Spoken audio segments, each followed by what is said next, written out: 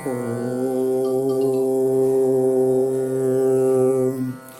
മൂകം കരോതി വാചാലം പങ്കും ലംഘയതേ ഗിരിം യത്കൃപാതമഹം വന്ദേ പരമാനന്ദമാധവം.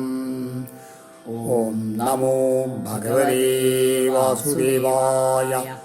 ഓം നമോ നാരായണായ. സദ്ഗുരുഭ്യോ നമഃ. ശ്രീമദ് ഭാഗവതം ഏകാദശസ്കന്ധം നവമോധ്യായ 9-ാമത്തെ അധ്യായം. അവധൂത ബ്രാഹ്മണനും യദുമഹാരാജാവുമായിട്ടുള്ള സംവാദം ഈ അധ്യായത്തോടുകൂടി അവസാനിക്കുകയാണ്. പരിഗ്രഹോ ഹി ദുഃഖായ യദ്യത് പ്രിയതമം നൃണാം അനന്തം സുഖമാപ്നോതി തദ്വാ തദ്വിദ്വാന്യസ്തകിഞ്ചനാം. അതായത് മനുഷ്യർക്കുണ്ടല്ലോ കയ്യിൽ എന്തെങ്കിലും പരിഗ്രഹം, നമ്മുടെ കയ്യിൽ സമ്പത്തും എന്തെങ്കിലും കയ്യിലുണ്ടെന്ന് വെച്ച് കഴിഞ്ഞാൽ, സാധനം എന്ന് വെച്ച് കഴിഞ്ഞാൽ അത് വളരെ പ്രിയപ്പെട്ടതായിരിക്കും നമുക്ക്. പക്ഷെ അത് എപ്പോഴും ദുഃഖത്തിന് കാരണമായിട്ട് കൊണ്ടിരിക്കും എന്തെങ്കിലും കയ്യിലുണ്ടെങ്കിൽ. അതുമാതിരി അകിഞ്ചനന്മാരായിട്ടുള്ള ആൾക്കാരുണ്ടല്ലോ, ഒന്നും കയ്യിലില്ലാത്ത ആൾക്കാർക്കുണ്ടല്ലോ, അവർക്ക് അതായത് തൻ്റേതായിട്ടൊന്നും സ്വീകരിക്കാത്ത ആൾക്കാർ, അവരാണ് പരമമായിട്ടുള്ള സുഖത്തെ പ്രാപിക്കുന്നു എന്നാണ് ഇദ്ദേഹം പറയണത്. സാമിഷം കുരരം ജഗ്നുർ ബലിനോ യേ നിരാമിഷ തദാമിഷം പരിത്യജ്യ സസുഖം സമവിന്ദത. അതിന് ഉദാഹരണം, ആ പാഠം എവിടുന്നാ പഠിച്ചു വെച്ചാൽ, ഒരു ചെറിയൊരു കുരരപ്പക്ഷി. ഈ കുരരപ്പക്ഷി എങ്ങനെയെന്ന് വെച്ചാൽ ചെറിയൊരു പക്ഷിയായിരുന്നു. അതിങ്ങനെ പറക്കട എവിടെ പോയ സ്ഥലത്ത് അതിന് വലിയൊരു മാംസകഷ്ണം കിട്ടി. അതിന് ഒരു ദിവസം കൊണ്ടൊന്നല്ല, കുറേ ദിവസം കൊണ്ടേ തിന്നു തീർക്കാൻ പറ്റൂ. ആ മാംസകഷ്ണം ബുദ്ധി മുട്ടി അത് കൊത്തി എടുത്തുകൊണ്ട് അങ്ങനെ പറക്കുകയായിരുന്നു. അപ്പോൾ സാമിഷം കുരരം ജഗ്ധും. അപ്പോഴേക്കും വലിയ വലിയ പക്ഷികളുണ്ടല്ലോ, പരുന്തുകളും കഴുകന്മാരും ഒക്കെ, അവരൊക്കെ കൂടി ഇതിൻ്റെ പിന്നാലെ ഇങ്ങനെ പറക്കാൻ തുടങ്ങി. ആ ജഗ്നൂർ അതിനെ കൊല്ലാൻ വേണ്ടിയിട്ട്. അപ്പോൾ അത് പേടിച്ച് അങ്ങോട്ടും ഇങ്ങോട്ടും ഒക്കെ കുറേ നേരം പരിഭ്രമിച്ചുകൊണ്ട് ഓടി കേട്ടോ. അത് ആമിഷം പരിത്യജ്യ. അപ്പോൾ എന്ത് ചെയ്തു, ആ പരിഭ്രമത്തിൻ്റെ ഇടയിൽ അതിൻ്റെ കൊക്കിൽ നിന്ന് മാംസകഷ്ണമായിട്ട് വീണു. സസുഖം സമവിന്ദത. അപ്പോൾ പക്ഷികളൊക്കെ എന്തുണ്ടായി, വലിയ പക്ഷികൾ അവരെല്ലാവരും ഈ മാംസകഷ്ണത്തിൻ്റെ പിന്നാലെ ആയിരുന്നു. അവരെല്ലാവരും അതിൽ പോയി ഈ പക്ഷി രക്ഷപ്പെടും ചെയ്തു എന്ന് പറയുകയാണ്. അതുകൊണ്ടാണ് എന്താ പറയണത്, എല്ലാവരും രാഷ്ട്രീയക്കാരൊക്കെ പറയുന്നുണ്ട്, ആ മടിയിൽ കനുണ്ടെങ്കിൽ വഴിയിൽ ഭയം. അതന്നെ, നമ്മുടെ കയ്യിൽ ഒന്നുമില്ല എന്ന് വെച്ച് കഴിഞ്ഞാൽ നിഷ്കിഞ്ചനന്മാരായിട്ടുള്ള ആൾക്കാർക്ക് യാതൊരു പരിഭ്രമവും വേണ്ട, സുഖമായിട്ട് കഴിയാം. നമേ മാനാപമാനൗസ്തോ ന ചിന്ത നമേ മാനാപമാനവും എന്നാണ് അത് വരുമ്പോൾ സ്തോന്ന ചിന്താഗേഹപുത്രിണം ആത്മക്രീഡ ആത്മരതിർ വിചരാമീഹ ബാലവൽ. ഒരു ബാലനിൽ നിന്ന് എന്ത് പഠിച്ചു എന്നാണ് പറയണത്. ഈ ഒരു ആ കുട്ടിയെ സംബന്ധിച്ചിടത്തോളോ ആ കുട്ടിക്ക് മാനാപമാനങ്ങളൊന്നുമില്ല. അതുമാതിരി ആ വല്ലാണ്ട് എല്ലാവരോടും സ്നേഹമോ അങ്ങനെ ഒന്നുമില്ല. ആത്മക്രീഡ ആത്മരതി, തന്നെത്താൻ കളിച്ചുകൊണ്ടും തൻ്റെ കളികളിൽ മുഴുകിക്കൊണ്ടിരിക്കുന്ന ഒരു കുട്ടി. അതുമാതിരി ആയിരിക്കണം ഒരു സന്യാസി എന്ന് പറയുകയാണ്. എങ്ങനെയെന്ന് വെച്ച് കഴിഞ്ഞാൽ, ചെറിയ ഇതിൽ കുട്ടികളോട് എന്തെങ്കിലും പറയണം, അമ്മ പറഞ്ഞു കൊടുത്താൽ ഇതാ എൻ്റെ ചേട്ടനാന്ന് പറഞ്ഞാൽ ഒരു പരിഭ്രമം ഇല്ലാണ്ട് അയാളെ ഏട്ടനെന്ന് വിളിക്കാൻ ആ കുട്ടിക്ക് യാതൊരു മടിയില്ല. ആരായാലും വിരോധിലെ അങ്കിളെന്നോ അല്ലെങ്കിൽ ആണ്ടിന്നോ ആരെ വേണമെച്ചാൽ കുട്ടികൾ പോയി വിളിക്കും. അങ്ങനെയാണ് അവരുടെ മനസ്സിൽ. അതുമാതിരി തന്നെ വസ്തുക്കളോടൊരു പ്രത്യേക സ്നേഹമൊന്നുമില്ല. അപ്പോൾ നമ്മൾ വളരെ വിലപ്പിടിച്ചൊരു കളിപ്പാട്ടം കൊടുത്തിട്ട് ചോദിച്ചാൽ നമുക്ക് തരുമോ ചോദിച്ചാൽ തരില്ല. കുറേ നേരം വേറെ നമ്മൾ വിലയൊന്നും ഇല്ലാത്ത വേറെ എന്തെങ്കിലും സാധനം കൊടുത്ത് അത് തന്നു വെച്ചാൽ ഇത് അങ്ങോട്ട് തരാട്ടോ എന്നൊക്കെ പറഞ്ഞു കഴിഞ്ഞാൽ വേഗം ആ കളിപ്പാട്ടത്തിന് നമ്മുടെ കയ്യിലാണ്ട് തരും ചെയ്യും. അങ്ങനെ പ്രത്യേകമായിട്ടൊരു സ്നേഹം ഒന്നിനോടും ഇല്ല. അങ്ങനെ ഇരിക്കുന്നത് അത് ആ കുട്ടികളിൽ നിന്നാണ് അത് പഠിച്ചത് പറയുകയാണ്. പിന്നെ ദ്വാവേവ ചിന്തയാ മുക്തൗ പരമാനന്ദ ആപ്ലുതൗ യോ വിമുഗ്ധോ ജഡോ ബാലോ യോ ഗുണിഭ്യ പരംഗതാ. ഈ ഭൂമിയിലെ 2 തരത്തിലുള്ള ആൾക്കാരൊക്കെയാണ് പരമസുഖം എന്ന് പറയുകയാണ്. അതിൻ്റെ ഇടയിൽ കിടക്കുന്ന ആൾക്കാർക്ക് ഈ പരിഭ്രമവും വിഷയമൊക്കെ ഉള്ളൂ. അതെന്താണ്, ആരാണ് പരമഹംസന്മാരായിട്ടുള്ള ആൾക്കാർ. അവർക്ക് തന്നെ പരിപൂർണ ജ്ഞാനമെന്ന് പ്രപഞ്ചത്തിൻ്റെ കാര്യം നന്നായി അറിയുന്ന ആൾക്കാരാണ്. ആ പരമാനന്ദ ആപ്ലുതവും അവർക്ക് അതിൽ വിമുഗ്ധന്മാർ, ഒന്നാരാ ഗുണേഭ്യ പരംഗത ആയിട്ടുള്ള ആൾക്കാരെ പരമഹംസന്മാർ. പിന്നെ വേറൊന്നോ യോ വിമുഗ്ധോ ജഡോ ബാലോ, വേറെ ആൾക്കാർക്കുണ്ടല്ലോ ഒന്നും അറിയാണ്ട് മുഗ്ധന്മാരായ അതിൽ മുഴുകിയിരിക്കുന്ന ആൾക്കാരായിട്ട് വെറും ബാലന്മാരെമാതിരി ഒന്നും അറിയാത്ത ആൾക്കാർക്ക്. ഇവർക്ക് 2 പേർക്കും പ്രപഞ്ചത്തിനെ പറ്റി യാതൊരു പരിഭ്രമവും ഇല്ല. അതുകൊണ്ട് എപ്പോഴും ആനന്ദം ഉണ്ടാവും. അതും പഠിച്ചു എന്ന് പറയുകയാണ് ബാലനിൽ നിന്ന്. അതാണ് ഈ പരമഹംസന്മാരൊക്കെ എപ്പോഴും ശ്രീരാമകൃഷ്ണ പരമഹംസനൊക്കെ എപ്പോഴും ചെറിയ ചെറിയ കുട്ടികൾ അദ്ദേഹത്തിൻ്റെ കൂടെ ഇങ്ങനെ വേണം. അപ്പോൾ അവർക്ക് എങ്ങനെയാ വെച്ചാൽ അവർക്ക് കാപട്യം മായ എന്നുള്ളത് ഈ ലൗകികമായിട്ടുള്ള ഇതില്ലേ കാമിനി കാഞ്ചനം ഇതൊന്നും അവർക്ക് ആസക്തി വന്നിട്ടില്ല. അങ്ങനത്തെ ആൾക്കാരോട് അദ്ദേഹം വർത്തമാനം പറഞ്ഞിരുന്നുള്ളതാണ് പറയുന്നത്. അതാണ് ഈ ഒരു ബാല്യം നിന്ന് പഠിച്ചത്. കൊച്ചിൽ കുമാരി ത്വാത്മാനം മൃണാനൻ ഗൃഹമാഗതൻ സ്വയം താനർഹയാമാസ ക്വാപി യാതേഷു ബന്ധുഷു. ഇനി ഒരു കുമാരി, ആ കുമാരിയിൽ നിന്ന് എന്ത് പഠിച്ചു എന്നാണ്.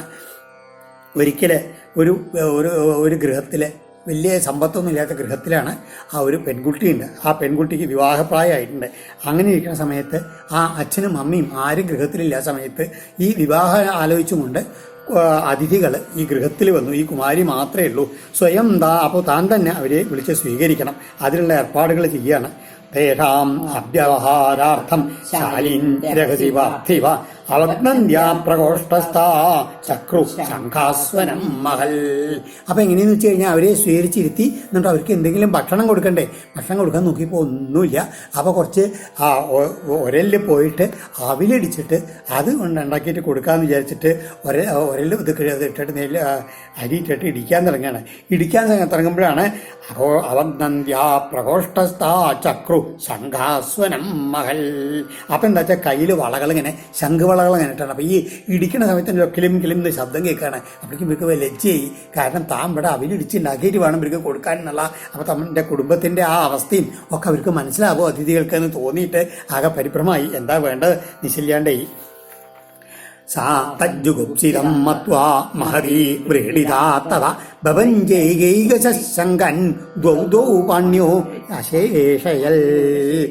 എന്ത് ചെയ്തു? അല്ല, വളരെ ജുഗുപ്സയല്ലേ, ലജ്ജാവഹമായിട്ടുള്ള പ്രവൃത്തിയല്ലേ ഇത്.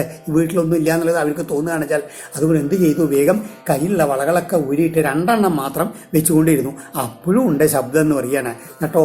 ഉഭയോരപ്യബുൽഘോഷോ ഹ്യവഘ്നം ദ്യാസ്മ ശംഖയോ തത്രാപ്യേകം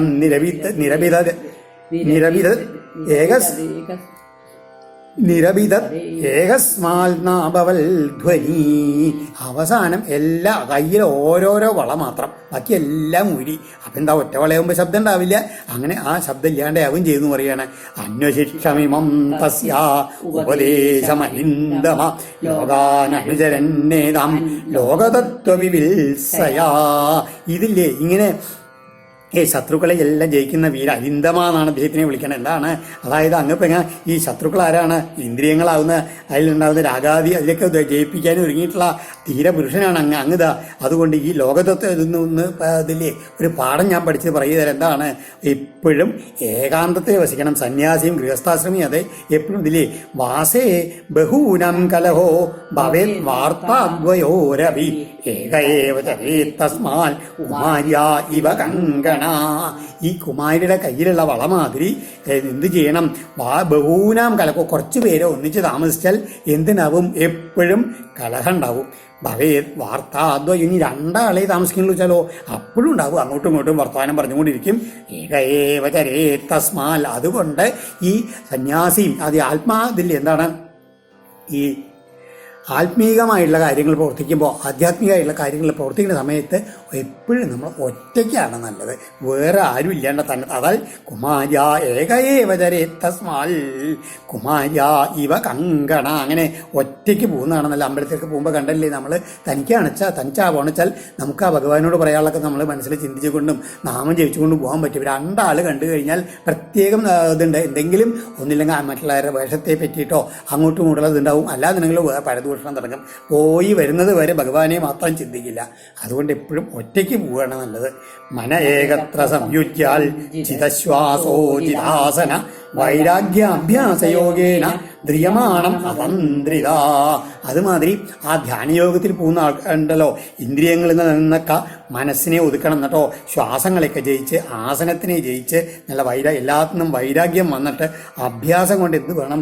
ആ മനസ്സിനെ അതന്ത്രിതാക്കുക. ഒരിക്കലും ചലനില്ലാത്ത അവസ്ഥയിൽ ഇനി ഉറപ്പിച്ച് നിർത്തണം എന്നാണ് പറയണത്. മടിയില്ലാത്ത അവസ്ഥയോടുകൂടി. അതെവിടുന്നാണ് പറഞ്ഞത്? ഏകാഗ്രത എന്നുള്ള മനസ്സിൻ്റെ ഏകാഗ്രത വേണം ഈ ധ്യാനയോഗം പരിശീലിക്കുമ്പോൾ എന്നാണ് പറയുന്നത്. അതെവിടുന്നാണ് പഠിച്ചത്?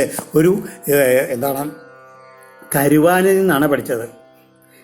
യസ്മിൻ മനോലബ്ധപദം യതേതൽ ശനൈശനൈർമുഞ്ചതി കർമ്മരേണുൻ സത്വേന വൃദ്ധേന രജസ്തമശ്ച വിധൂയ നിർവാണം വൈത്യനിന്ധനം. ഇങ്ങനെ മനസ്സ് എങ്ങനെയെന്ന് വെച്ച് കഴിഞ്ഞാൽ ആ ഏത് വസ്തുവിൽ ഉറച്ചു നിൽക്കണോ അതിൽ തന്നെ സ്ഥിരമായിട്ട് ഉറച്ചു നിന്ന് കഴിഞ്ഞു വെച്ചാൽ മെല്ലെ മെല്ലെ മനസ്സിൻ്റെ വാസനകളെല്ലാം പോകാണ്ടാവും. അങ്ങനെയുമുണ്ടല്ലോ എന്ത് ചെയ്യും, മനസ്സിൽ സത്വഗുണം വർദ്ധിക്കും. ഈ സത്വഗുണം വർദ്ധിച്ചു കഴിഞ്ഞാലോ രജോഗുണവും തമോ ഗുണവും തീരെ ഇല്ലാണ്ടായി തീരും. അത് കഴിഞ്ഞാൽ സത്വഗുണം വർദ്ധിച്ചിട്ട് അവസാനം ഉപൈര്യനിന്ധനം, അവസാനം ഈ വിറക് ഇല്ലാണ്ടായി കഴിഞ്ഞാൽ അഗ്നി ഇതുമാതിരി കെട്ടുപോകണു. അവസാനം ആ സത്വത്തെയും കൂടി ഇല്ലാണ്ടാക്കിയിട്ട് മനസ്സ് ഒതുക്കിയിട്ട് ശാന്തിയെ പ്രാപിക്കാൻ കഴിയും എന്നാണ്. അതാണ് ഏകാഗ്രതയുടെ ഉദ്ദേശവും ലക്ഷ്യവും. തദൈവമാത്മന്യവരുദ്ധചിത്തോ ന വേദ കിഞ്ചിൽ ബഹിരന്തരം വാ യഥേഷുകാരോ നൃപതിം വ്രജന്തം ഇഷൗഗതാത്മാ ന ദദർശ പാർശ്വേ. അതുമാതിരി അതിന് ഉദാഹരണം പറഞ്ഞില്ലേ, ഇഷുകാരൻ, അതായത് അമ്പുണ്ടാക്കുന്ന ഒരു കരുവാൻ. ആ കരുവാൻ്റെ കഥയാണ് ഇവിടെ പറയുന്നത്. ഇതിന് ഈ ഏകാഗ്രത എങ്ങനെ ഉണ്ടാവും എന്നുള്ളത്. ഒരിക്കലെ ഒരു രാജ്യത്തിൽ എന്താണ് ക്രൂരനായിട്ടുള്ള രാജാവ് ഉണ്ടായിരുന്നു. അദ്ദേഹത്തിന് എന്താ പറഞ്ഞു വെച്ചാൽ അപ്പപ്പം നടക്കണം, അങ്ങനെയാണ്. അദ്ദേഹത്തിന് ഈ അമ്പുണ്ടാക്കാൻ ഈ കരുവാനെ കൊണ്ടാണ് അമ്പുണ്ടാക്കിച്ചിരുന്നത്. അപ്പോൾ കരുവാനെ ഒരിക്കലും വിളിച്ചു വരുത്തി, എടോ എനിക്ക് കുറച്ച് അമ്പുകൾ ഉണ്ടാക്കണം നാളേക്ക് എന്ന് പറഞ്ഞിട്ട്. അപ്പോൾ നമുക്ക് ഒരു ദിവസം എത്ര അമ്പുണ്ടാക്കാൻ പറ്റും ചോദിച്ചു. ഒരു നാളെ ശ്രദ്ധയോടുകൂടി ചെയ്താൽ ഒരു 10 അമ്പ് ഉണ്ടാക്കാൻ, 10 പോരാ, എനിക്ക് നാളേക്ക് 50 അമ്പ് വേണം എന്ന് പറഞ്ഞു. പറഞ്ഞാൽ കേട്ടോളൂ, അല്ലാതെ നിനക്ക് അതിന് ശിക്ഷ അനുഭവിക്കും വേണ്ടിയിരുന്നൊക്കെ പറഞ്ഞുകൊണ്ടാണ്. ഈ രാജാവ് അങ്ങനെയാണ് പറഞ്ഞ് കാര്യം നടന്നില്ല എന്നുണ്ടെങ്കിൽ അപ്പം ശിക്ഷിക്കുകയും ചെയ്യും. വേഗം കരുവാൻ പേടിച്ച് തൻ്റെ ഗൃഹത്തിൽ വന്നു. 50 അമ്പ് ഉണ്ടാക്കണ്ടേ, അപ്പോൾ സാധാരണ എത്ര പരിശ്രമിക്കണം. അപ്പോൾ ഏകാഗ്രതയോട് കൂടിയിട്ട് ആ പ്രവൃത്തിയിൽ തന്നെ മുഴുകിക്കൊണ്ടിരിക്കുകയായിരുന്നു. ഇതേ സമയത്ത് തന്നെ വൈകുന്നേരമായ ഈ രാജാവിന് വേറൊരു ഏർപ്പാടുണ്ട്. അദ്ദേഹം ഇങ്ങനെ പട്ടണപ്രദർശനം അങ്ങനെയാണ് പോകും. അപ്പോൾ ഓരോ വീതികളിൽ അങ്ങനെ പോകുമ്പോൾ തൻ്റെ പ്രജകളൊക്കെ തന്നെ വന്ന് അങ്ങനെ ഇതിനെ വന്ദിക്കണം, അതിൽ ഉപഹാരങ്ങളൊക്കെ നൽകണം. അതൊക്കെ വലിയ ആഗ്രഹമാണ്. അതൊക്കെ വേണേനും. അല്ലാന്നുണ്ടെങ്കിൽ ആരെങ്കിലും ചാരന്മാർ പറഞ്ഞു കൊടുക്കും, ദാ മറ്റേ വന്ന് നോക്കിയിട്ടില്ല കേട്ടോ എന്നൊക്കെ പറഞ്ഞു കഴിഞ്ഞാൽ അവരെ ഇതിൽ ചീത്ത പറയുക, അവരെ ശിക്ഷിക്കുക, ഇങ്ങനെയാണ്. അപ്പോൾ ഇത് കരുവാൻ്റെ വീടിന് മുമ്പ് കൂടെ പോയപ്പോൾ കരുവാൻ രാജാവ് വന്നത് അറിഞ്ഞതേ ഇല്ല. ഏതായാലും ചാരന്മാർ ചെന്ന് അദ്ദേഹത്തിനോട് പറഞ്ഞു, ഇങ്ങനെ കരുവാൻ അങ്ങ് നോക്കൂ, അതിൻ്റെ അഹങ്കാരം നോക്കൂ, അങ്ങ് പുറത്തു കൂടെ പോണ സമയത്ത് ഒന്ന് വന്ന് ബഹുമാനം തൊഴുകും കൂടി ചെയ്തില്ല, ഉപഹാരങ്ങൾ തന്നില്ല പോട്ടെ, തൊഴുകും കൂടി ചെയ്തില്ല എന്ന് പറഞ്ഞാണ്. അപ്പോൾ ആ സമയത്ത് വേഗം രാജാവ് എന്നെ വിളിച്ചു വരുത്തി, നീ എന്താണ് ചെയ്തത്? അങ്ങ് എൻ്റെ ഗൃഹത്തിന് മുമ്പ് കൂടെ വന്നോ, ഞാൻ അറിഞ്ഞതേ ഇല്ല കേട്ടോ. അങ്ങ് ആ 50 അമ്പ് ഉണ്ടാക്കാൻ പറഞ്ഞിട്ട് അതിൻ്റെ ആ അതിൽ ശ്രദ്ധിച്ച് ചിത്തനായിട്ട് ഞാൻ അമ്പുകൾ തന്നെ ഉണ്ടാക്കിക്കൊണ്ടിരിക്കുകയായിരുന്നു. അങ്ങ് ഇതിനെ പോയതും കൂടി അറിഞ്ഞില്ല എന്നാണ്. അതാണ് അത്രയധികം ഏകാഗ്രത. ഒരടുത്ത് കൂടെ ഒരു ശബ്ദമോ ബഹളമോ എന്തുണ്ടായാലും ഇല്ലാണ്ട് ആ മനസ്സ് ഇതിൽ കേന്ദ്രീകരിച്ചുകൊണ്ട് അദ്ദേഹം അമ്പുണ്ടാക്കുന്ന ഇതായിരുന്നു. അതുമാതിരി ആയിരിക്കണം അത് അങ്ങനെയുള്ളതില്ലേ ഇതില് ഏകചാരിയായിട്ട് പിന്നെയോ അതാണ് ആ ഗുരുവിൽ നിന്ന് പഠിച്ചതെന്നാണ്. അതായത് മനസ്സിൻ്റെ ഏകാഗ്രത. ഇനിയോ വേറെ ഏകചാരി അനികേതസ്യാൽ അപ്രമത്തോ ഗുഹാശയ അലക്ഷ്യമാണ് ആചാരൈർ മുനിരേകോൽപഭാഷണ. അതുമാതിരി ഒരു മുനി എന്ന് പറഞ്ഞാൽ എങ്ങനെ വെച്ചാൽ ഏകചാരിയായിരിക്കണം, ഒറ്റയ്ക്ക് ഇങ്ങനെ സഞ്ചരിക്കുന്ന ആളായിരിക്കണം. പിന്നെയോ സ്വന്തമായിട്ടൊരു വാസസ്ഥലം ഒരിക്കലും സന്യാസി ആശ്രമം എടുത്തുകൊണ്ട് അവിടെ കൂടാൻ പാടില്ല എന്നാണ്. തൻ്റെ ഗൃഹത്തിൽ ഒരു അപ്രമത്തനായിട്ടുള്ള എന്തെങ്കിൽ തന്നെ വാസസ്ഥലത്തിൽ അപ്രമത്തനായിട്ടിരിക്കണം എന്നാണ്. ഒന്നിലതിൽ മുഴുകാണ്ട് അതിൽ എന്നിട്ടോ ഗുഹയിലിരിക്കണ ഗുഹ എന്തെങ്കിലും ഉണ്ടെങ്കിൽ അവിടെ വേണ്ടിയിരിക്കുക എന്നാണ്. ആചാര്യ അലക്ഷ്യമാണ്, തൻ്റെ പ്രവൃത്തികളെ കൊണ്ട് താൻ ആചാര്യനാണെന്നോ സന്യാസിയാണെന്നോ ഒന്നും തോന്നാത്ത രീതിയിലുള്ള അങ്ങനെ ഗുഹ്യമായിട്ടുള്ള രീതിയിൽ പ്രവർത്തിച്ചുകൊണ്ട് വേണം. അല്പഭാഷണ, കുറച്ച് മാത്രം സംസാരിച്ചു കൊണ്ടുള്ള ആളായിരിക്കണം. അതിൽ ഒറ്റയ്ക്ക് അങ്ങനെ ആയിരിക്കണം എന്ന് പറയുകയാണ്. കാരണം ഗൃഹാരംഭോ ഹി ദുഃഖായ വിപലശ്ചാദ്രുവാത്മന സർപ്പ പരകൃതം വേശ്മ പ്രവിശ്യ സുഖമേധതേ. കാരണം എപ്പോൾ സന്യാസി ഗൃഹം ഉണ്ടാക്കാൻ തുടങ്ങിയോ പണ്ടത്തെ കഥ കേട്ടില്ലേ, ആദ്യം ചെറുതായിട്ട് വീട് വേണമെന്ന് കഴിയായി വീട്ടിൽ വന്നു കഴിഞ്ഞാൽ അതിന് കൂടെ തന്നെ ഇതിൽ ഭക്ഷണമൊക്കെ പാകം ചെയ്യാൻ തന്നത്തെ അറിയില്ല. അപ്പോൾ സാധനങ്ങൾ വേണ്ടി വരും, അപ്പോൾ പത്നി വേണം തോന്നുമായി. അങ്ങനെ ഓരോന്ന് പറയും. അതങ്ങനെ ഗൃഹസ്ഥാശ്രമത്തിൽ വന്ന് അവിടുന്ന് കൂടിയ മര്യാവും. അതുകൊണ്ട് ഗൃഹാരംഭോ ഹി ദുഃഖായ മായ വിവലശ്ചാദ്രു ആത്മന. അതുകൊണ്ട് ഈ ഗൃഹത്തിലുള്ള വാസം എന്നുള്ളതുണ്ടല്ലോ ആ ദുഃഖത്തിലുള്ള ആരംഭമായി തീർന്ന് ഉറപ്പിച്ചിട്ട് ഒരിക്കലും ഫലം കിട്ടാണ്ട് വിഫലങ്ങളായി തീരുന്നു മനസ്സിലാക്കണം എന്ന് പറയുകയാണ്. അത് എവിടുന്നാണ് പഠിച്ചത്?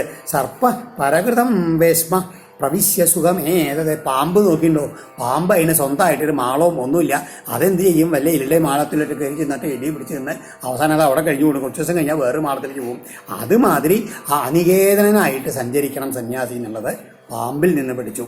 പിന്നെയോ ഏകോ നാരായണോ ദേവ പൂർവസൃഷ്ടം സ്വമായയാ സംഹൃത്യ കാലകലയാ കൽപ്പാന്തൈതമീശ്വര. യഥാർത്ഥത്തില് ഈ ഭഗവാൻ നാരായണൻ മാത്രമേ ഉള്ളൂ ഏകനായിട്ടുള്ളത്. അദ്ദേഹം എന്ത് ചെയ്തു? പൂർവസൃഷ്ടം, പൂർവം അദ്ദേഹം മാത്രമേ ഉള്ളൂ. എന്നാലോ തൻ്റെ മായ താൻ സൃഷ്ടിച്ചുള്ള ഈ പ്രപഞ്ച വസ്തുതല്ലേ അതെന്ത് ചെയ്യും? സംഹൃത്യ കാലകലയാ.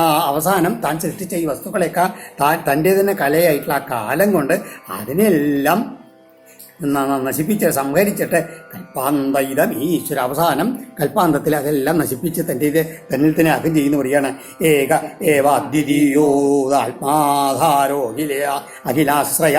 ഏക ഏവ അദ്വിതീയോ ഭൂൽ ആത്മാധാരോ അഖിലാശ്രയ.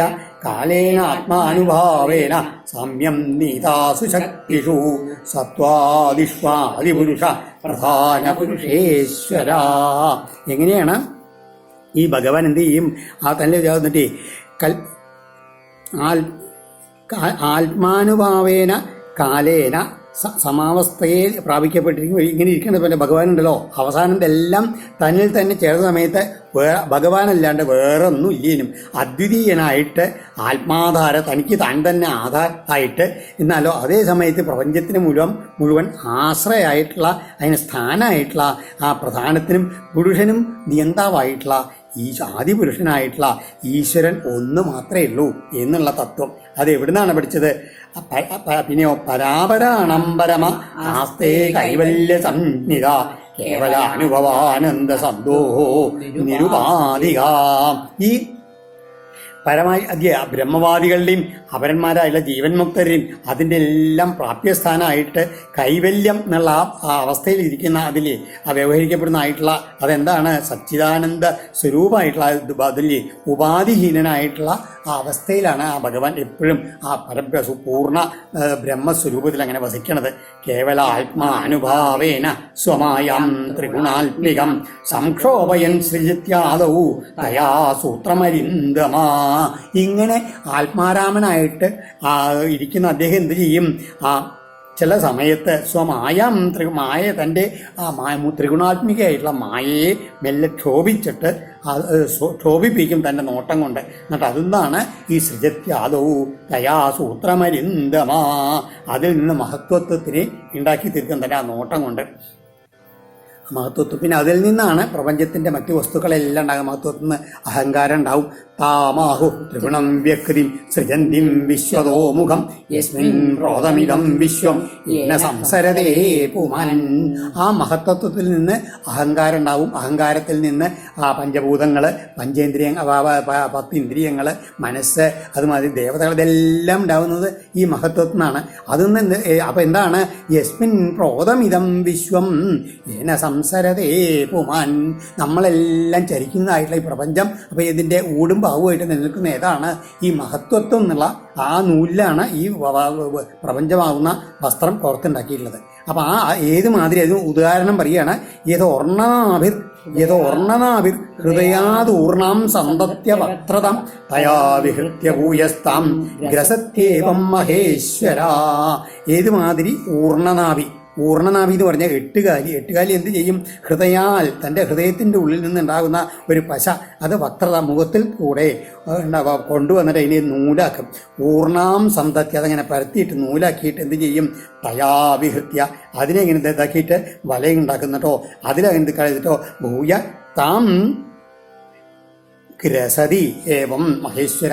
അവസാനം തെയ്യും എട്ടുകാലി ആ വല വീണ് അതിൻ്റെ പക്ഷേ അത് എന്തെങ്കിലും കൃമികളൊക്കെ അതിൽ വന്ന് വീഴും. ആ വലയിൽ അത് പിടിച്ച് തിന്നുക. അതൊക്കെ കഴിഞ്ഞാലോ ഒരു ദിക്കിൽ പോണ സമയത്ത് ഈ വലയെ മുഴുവൻ അതിനെ സംഹരിച്ചിട്ട് ഗ്രസിച്ചിട്ട് തൻ്റെ ഉള്ളിലാക്കാനും ഈ എട്ടുകാലിക്ക് കഴിയും.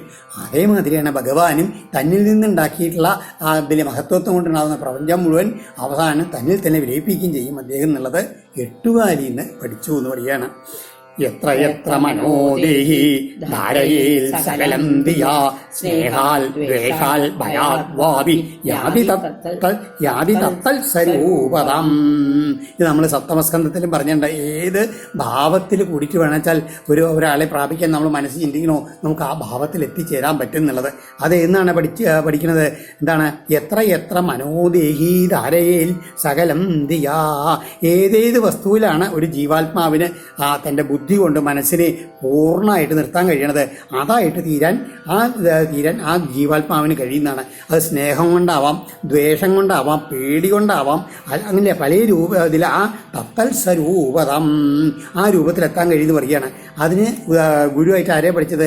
പേശസ്കാരി, അതായത് വേട്ടാളൻ. ഈ വേട്ടാളൻ എന്താ ചെയ്യാന്ന് വെച്ചാൽ വേട്ടാളൻ മണ്ണുകൊണ്ട് ചെറിയ ഇതിൽ പൊത്തുമാരി ഇങ്ങനെ ഉണ്ടാക്കും. ഫോട്ടോൻ്റെയും അതുപോലെ ചുമരുമ്പിലും അവിടെയും ഇവിടെയൊക്കെ ഇങ്ങനെ ഉണ്ടാക്കും കൂട്. എന്നിട്ട് എന്ത് ചെയ്യും? ആ കൂടിന് ഒറ്റ ദ്വാരം മാത്രമേ ഉണ്ടാവൂ. എന്നാൽ അത് എവിടെന്നെങ്കിലും ഒരു പുഴുവിനെ കൊണ്ടുവന്ന് പിടിച്ചിട്ട് ഈ കൂട്ടിൻ്റെ ഉള്ളിലിടും. ഈ മണ്ണുകൊണ്ടുള്ള കൂട്ടിൻ്റെ ഉള്ളിൽ ആ ദ്വാരം മാത്രമേ ഉണ്ടാവൂ. ഈ ദ്വാരത്തിൻ്റെ പുറത്ത് വേട്ടാളൻ അങ്ങനെ നിന്നിട്ട് അതിൻ്റെ കൊമ്പും അതിലെ തുറച്ച കണ്ണൊക്കെയായിട്ടുള്ള ഭയാനകമായിട്ടുള്ള രൂപം കാണിച്ചുകൊണ്ട് അതിങ്ങനെ ഈ കൂട്ടിൻ്റെ ഉള്ളിലേക്ക് ഇങ്ങനെ ഊതും. ഈ ഊതുന്ന സമയത്തുണ്ടല്ലോ ഈ പുഴു ഉള്ളിൽ ഇതിങ്ങനെ പേടിച്ച് കൊണ്ടിരുന്നല്ലോ. എപ്പോഴും ഈ വേട്ടാളിനെ തന്നെ ചിന്തിച്ച് പേടിച്ചുകൊണ്ടിരുന്നിട്ട് അവസാനം എന്ത് ചേരും? ഈ പുഴു ചെന്നിട്ട് വേട്ടാളിനായിട്ട് തീരും. അതാണ് പേശസ്കാരി. അതിൽ പേശസ്കൃത് ന്യായം എന്ന് പറയും. അതായത് അതുമാതിരിയാണ് നമ്മളും ഏത് രീതിയിലായാലും പ്രേമം കൊണ്ടോ ഭക്തി കൊണ്ടോ സഖ്യം കൊണ്ടോ ഭയം കൊണ്ടോ ദ്വേഷം കൊണ്ടോ ഏത് രീതിയിൽ വേണിച്ചാലും നമ്മൾ ആയിക്കോട്ടെ നമ്മൾ ആ ഭാവം നമ്മൾ ഭഗവാന് കൊടുത്തു കഴിഞ്ഞു വെച്ചാൽ ആ ഭഗവാനെ പ്രാപിക്കാൻ കഴിയും. ഏവം എന്താണ് പൂർവ്വരൂപമസന്ധ്യ. അതുമാതിരി ഭഗവാനെ പ്രാപിക്കാൻ ആ സായുജ്യത്തിൽ ആ സാരൂപ്യം ഭഗവാന്റെ രൂപം കിട്ടാൻ എളുപ്പമായിട്ടാണ് തന്നെ ആ ഭാവം കൊണ്ട് കഴിയുന്നുള്ളത് ഈ വേട്ടാളിൽ നിന്നും പഠിച്ചു പോവുകയാണ്. ഇപ്പോൾ 24 ഗുരുക്കന്മാരുമായി. ഏവം ഗുരുഭ്യ ഏതേഭ്യ ഏഷാമേ ശിക്ഷിതാമതി സ്വാത്മോപശിക്ഷിതം ബുദ്ധിം ശൃണുമേ വദത പ്രഭോ. വദത പ്രഭോ, പ്രഭോ സമർത്ഥ. നോക്കൂ, ഇങ്ങനെയുള്ള ഈ ഗുരുക്കന്മാരിൽ നിന്ന് എൻ്റെ ഏഷാമതി ഈ ബുദ്ധി എനിക്ക് ഇങ്ങനെ അഭ്യസിക്കപ്പെട്ടു എന്ന് പറയുകയാണ്. പറഞ്ഞില്ലേ എങ്ങനെയാണ് അങ്ങനെ ഇരിക്കണത് എന്നൊക്കെ ചോദിച്ചില്ലേ? ഈ പ്രപഞ്ചം മുഴുവൻ ഇറങ്ങി പരിഭ്രമിച്ച് നടക്കുന്ന സമയത്തും അങ്ങനെ ആത്മാരാമനായിട്ട് ഒന്നിലും പരിഭ്രമിക്കാണ്ടിരിക്കണത് എങ്ങനെയെന്നൊക്കെ ചോദിച്ചതിനുള്ള പറഞ്ഞതാണ്. ഈ ഗുരുക്കന്മാരിൽ നിന്നാണ് എനിക്ക് ഈ ശിക്ഷണം കിട്ടിയതെന്ന് പറയുകയാണ്. അങ്ങനെ ഇനി ഒന്നും കൂടി ഉണ്ട്. സ്വാത്മോപശിക്ഷിതം ബുദ്ധിം വദത മേ ശൃണു. ഇനി ഒന്നും കൂടി ഉണ്ട്, ഒരാളും കൂടി ഉണ്ട് എൻ്റെ ഗുരുനാഥനായിട്ട് പറയുകയാണ്. അതാണ് സ്വാത്മോപ, എൻ്റെ സ്വന്തം ദേഹത്തിൽ നിന്ന് പഠിച്ചൊരു അറിവും കൂടി ഉണ്ടായി. അത് ഞാൻ എന്താ പറഞ്ഞു തരാം, കേട്ടോളൂ എന്ന് പറയുകയാണ്. 23ാമത്തെ ശ്ലോകം വായിക്കണ്ടായില്ല. കീട പേശസ്കൃതം ധ്യായൻ കുഡ്യാം തേന പ്രവേശിത യാതി തത് സാമ്യതം രാജൻ പൂർവരൂപമസംത്യജൻ. ഏവം ഗുരുഭ്യ ഏതേഭ്യ ഏഷാമേ ശിക്ഷിതാമതി സ്വാത്മോപശിക്ഷിതം ബുദ്ധിം ശൃണുമേ വദത പ്രഭോ. അതിനുശേഷം ആ ശരീരത്തിൻ്റെ ഇത് പറയുകയാണ് എങ്ങനെയാണ് തൻ്റെ ഗുരുവായിട്ട് എന്ന്. ദേഹോ ഗുരു മമ വിരക്രി വിവേകഹേതു ബിഭ്രസ്മ സത്വനിധനം സതതാർത്യുദർക്കം തത്വാന്യനേന വിമൃശാമി യഥാ തഥാപി പാരക്യമിത്യവസിതോ വിചരാമ്യസംഗ. എങ്ങനെയാണ് ഈ ഗുരു ശരീരം എൻ്റെ ഗുരുവായതെന്ന് പറയുകയാണ്. വിരക്തി വിവേകഹേതു, ഈ ശരീരം തന്നെ എനിക്ക് വൈരാഗ്യത്തിനും അതുമാതിരി വിവേകത്തിനും കാരണമായി തീർന്നു. എപ്പോൾ ഇല്ലേ? സതതാർത്തി ഉദർക്ക. എപ്പോഴും ശരീരത്തിന് എന്താ ഉണ്ടാവുക? സങ്കടം മാത്രമേ ഉണ്ടായിട്ടുള്ളൂ എന്ന് ആലോചിച്ചൊക്കെ അറിയാം. സത്വനിധനം അതുമാതിരി ഇത് ഉണ്ടാവും ചെയ്യും, അത് കഴിഞ്ഞാൽ അവസാനിക്കുകയും ചെയ്യും. നാശമുള്ളതാണ് മനസ്സിലായി. എന്നാലോ ബിഭ്രൽ ദേഹ മേ ഗുരു. ഇങ്ങനെ എപ്പോഴും ദുഃഖം മാത്രം ഉണ്ടാക്കി വരുന്ന ശരീരം എൻ്റെ ഗുരുവായി തീർന്നു. യഥാ തത്വാനി അനേന വിമർശാമി. ഒന്നുണ്ട്, എങ്ങനെയാണ് ഈ ശരീരം കിട്ടിക്കഴിഞ്ഞാൽ എന്താ വേണ്ടത്? മറ്റുള്ള തത്വബുദ്ധിനെ കാര്യങ്ങൾ മനസ്സിലാക്കി ബുദ്ധി കൊണ്ട് തത്വങ്ങളെ ഈ ശരീരം കൊണ്ടാണ് ഇങ്ങനെ ചിന്തിച്ച് എനിക്ക് കഴിയാൻ സാധിച്ചത്. എങ്കിൽ കൂടിയിട്ട് ഈ ശരീരം എന്നുള്ളതുണ്ടല്ലോ അത് എൻ്റെ അല്ല എന്നുള്ളത് ആ ബോധ്യമുണ്ടല്ലോ. കാരണം അത് അന്യസ്വത്താണ് എന്ന് നിശ്ചയിച്ചിട്ട് അതിൽ തന്നെ സങ്കല്യാണ്ട് ഞാൻ ചരിക്കണമെന്ന് പറയുന്നത്. എന്താണ് ശരീരം കൊണ്ടാണ് നമ്മൾ ഈ നമ്മുടെ ശരീരത്തിൻ്റെ ഉള്ളിലുള്ള ബുദ്ധി കൊണ്ടൊക്കെ പ്രവർത്തിച്ചാണ് നമുക്ക് ഈ ഇതിൽ വൈരാഗ്യം വിവേകം ഉണ്ടായത്. എന്നാൽ ആലോചിച്ച് നോക്കൂ, അവസാനത്തിൽ ഇത് നശിച്ചു കഴിഞ്ഞാലോ ഒന്നിലേക്ക് കത്തിച്ചു കൊണ്ട് കളയും, അല്ലാന്നുണ്ടെങ്കിലോ പുഴുക്കളോ അല്ലെങ്കിൽ വല്ല പക്ഷികളോ എന്തെങ്കിലും തിന്നു പോവുകയും ചെയ്യും. അപ്പം നമ്മുടെ അല്ല ഈ ശരീരം എന്നുള്ള ആ ബോധ്യം ഉണ്ടല്ലോ അതുണ്ടായി. ഈ ശരീരത്തിനെ നമ്മൾ പിന്നെ ഇങ്ങനെ നമ്മുടെയാണെന്ന് ഭാവിച്ചുകൊണ്ടിരുന്ന എന്തൊക്കെ ബുദ്ധിമുട്ടുണ്ടാവുക? ജായ ആത്മജാർത്ഥ പശുഭൃത്യഗൃഹാപദവർഗൻ ഉഷ്ണാദി യൽ പ്രിയചികീർഷതയാവി തന്വൻ സ്വാന്തേ സഹൃശ്രമവരുദ്ധതന സദേഹ സൃഷ്ടാസ്യ ബീജം അവസീദതി വൃക്ഷധർമ്മ. നോക്കൂ, എന്താണ് നമ്മൾ ഈ ശരീരത്തിനെ പുഷ്ടിപ്പെടുത്താൻ വേണ്ടിയിട്ടും അതിനെ ബന്ധപ്പെടുത്തിയുള്ള ജായ ആത്മജാർത്ഥ പശുഭൃത്യഗൃഹ ആപദവർഗൻ സകൃച്ഛ്രം വളരെ കഷ്ടപ്പാട് കൂടിയിട്ട് എന്ത് ചെയ്യും? അവരുദ്ധ ധനം സമ്പാദിച്ചിട്ട് ആരുടെ സന്തോഷത്തിന് വേണ്ടിയിട്ട്? ഈ ശരീരത്തിൻ്റെ സന്തോഷത്തിന് വേണ്ടിയിട്ട്. ഒപ്പം ഇല്ലേ ഭാര്യ, പുത്രൻ, പശുക്കള്, മാതിരി മുതല്, ഭൃത്യന്മാര്, ഭവനം, ഇതൊക്കെ ശരീരത്തിനോട് ബന്ധപ്പെട്ടതാണ്. ബന്ധുക്കള് അതിനെ ഇങ്ങനെ സമ്പാദിച്ചു കൂട്ടി അവരെ ഇങ്ങനെ വളർത്തിക്കൊണ്ടുവരും. എന്നാലോ എന്തുണ്ടാവും? അവരെല്ലാവരും നശിച്ചു പോകുന്നവരാണ്. ഒപ്പം തന്നെ ഈ സദേഹ സ്വാന്ത തൻ്റെ ആ നാശത്തിൽ അവസാനം നശിക്കുന്ന സമയത്ത് എന്താണ്ടാവുക? നമ്മൾ ഈ പ്രവർത്തിച്ചതിൻ്റെ ഫലമായിട്ട് എന്തുണ്ടാവും? നമുക്ക് വീണ്ടും വീണ്ടും ദുഷ്കർമ്മങ്ങൾ ചെയ്തു വെച്ചാൽ അതിൻ്റെ ഫലമായിട്ട് വീണ്ടും ജന്മം ഉണ്ടായിക്കൊണ്ടിരിക്കും. അതുമാതിരിയാണ് വൃക്ഷധർമ്മ. വൃക്ഷത്തിൻ്റെ ധർമ്മം ഇല്ലേ? വൃക്ഷം വലുതായി അത് മുറിച്ച് കളഞ്ഞാൽ അത് വീണ സമയത്ത് അതിൻ്റെ ഒരു വിത്ത് ഉണ്ടാവും. ആ വിത്തിൽ നിന്ന് വേറെ വൃക്ഷം ഉണ്ടാവും. അതങ്ങനെ മുളച്ച് അങ്ങനെ വംശപരമ്പരകളായിട്ട് പോണ മാതിരി എന്തുണ്ടാവുന്നു? ഈ ശരീരം വീണ്ടും വീണ്ടും മാർഗത്തിലേക്ക് തിരിച്ചുകൊണ്ട് വീണ്ടും ജന്മവും മരണവും ഉണ്ടാകുന്ന അവസ്ഥയിലേക്കാണ് നമ്മളെ കൊണ്ടുപോകുന്നത് പറയുകയാണ്. ഇനി അത് അങ്ങനെ കൊണ്ടുപോകുന്നു. ഇരിക്കുന്ന സമയത്തോ ജിഹ്വൈകരോമും അപകർഷതികരി തരിഹിതർഷാം ശിശ്നോന്യത ത്വബുദരം ശ്രവണം കുതശ്ചിൽ ഘ്രാണോന്യത ചവലദൃക്വജകർമ്മശക്രി ബഹ്യ സപത്നൈവ ദേഹപതിം ലുനന്തി. ഒരു ഗൃഹനാഥനെ അദ്ദേഹത്തിന് 5-6 ഭാര്യമാരുണ്ടാകുന്നു വിചാരിക്കുക. അവർ ഓരോരുത്തർ അവരുടെ ആഗ്രഹങ്ങൾ വെച്ചിട്ട് നമ്മളെ അവിടേക്ക് അങ്ങനെ പിടിച്ചു വലിക്കില്ലേ?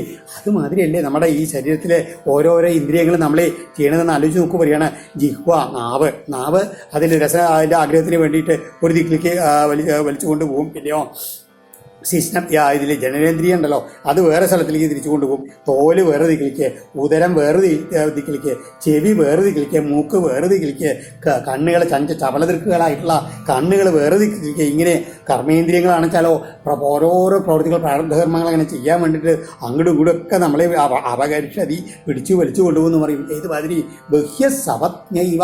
ഇതിലെ 5-6 പത്നിമാരുള്ള ഒരു ഗൃഹപതിയെ എങ്ങനെ ആ പത്നിമാരെ അങ്ങോട്ടും ഇങ്ങോട്ടും പിടിച്ചു വലിക്കണോ? അവരുടെ പിന്നാലെ ഗേഹപതിം ലുനന്തി ഇങ്ങനെ ഉപദ്രവിച്ചുകൊണ്ടിരിക്കും. അതുമാതിരിയാണ് ഈ ഇന്ദ്രിയങ്ങളും മനസ്സും കൂടി നമ്മളെ വിഷമിച്ചുകൊണ്ടിരിക്കണമെന്ന് പറയുകയാണ്. സൃഷ്ട്വാ പുരാണി വിവിധ അന്യജയാത്മശക്രിയ വൃക്ഷാൻ സരീസൃപശുൻ ഖഗദം ശമൽസ്യൻ തൈസ്തൈരസുഷ്ടഹൃദയ പുരുഷം വിധായ ബ്രഹ്മാവലോകധിഷണം മുദമാപദേവാ. ഒന്ന് ആലോചിച്ച് നോക്കൂ, എന്താണ് സൃഷ്ട്വാ പുരാണി. പണ്ട് ബ്രഹ്മാവ് ഇങ്ങനെ സൃഷ്ടിക്കാൻ തുടങ്ങിയപ്പോഴേ അജയ ആത്മശക്തിയാ ബ്രഹ്മാവ് പല തരത്തിലുള്ള ഇതുണ്ടാക്കി, വൃക്ഷങ്ങളെ ഉണ്ടാക്കി, അതുമാതിരി സരീസൃപങ്ങളെ ഉണ്ടാക്കി, അതുമാതിരി പലതരത്തിലുള്ള മൃഗങ്ങളെ ഉണ്ടാക്കി, പക്ഷികളെ ഉണ്ടാക്കി, മത്സ്യങ്ങളെ ഉണ്ടാക്കി. ഇതെന്ത് ജന്മം ഉണ്ടാക്കിയാലും തൈർ അതുഷ്ടകത. അതുകൊണ്ടൊന്നും അദ്ദേഹത്തിന് സന്തോഷം വന്നില്ല എന്ന് പറയുന്നത്, തുഷ്ടി വന്നില്ല എന്നാണ്. അവസാനം ഈ പുരുഷൻ മനുഷ്യനെ ഉണ്ടാക്കിയ പുരുഷം വിധായ ഉണ്ടാക്കിയിട്ടുണ്ടല്ലോ അദ്ദേഹത്തിന് വമുദമാപദേവ. അദ്ദേഹത്തിന് പരമമായിട്ടുള്ള സന്തോഷം ഉണ്ടായി. എന്താ കാരണം?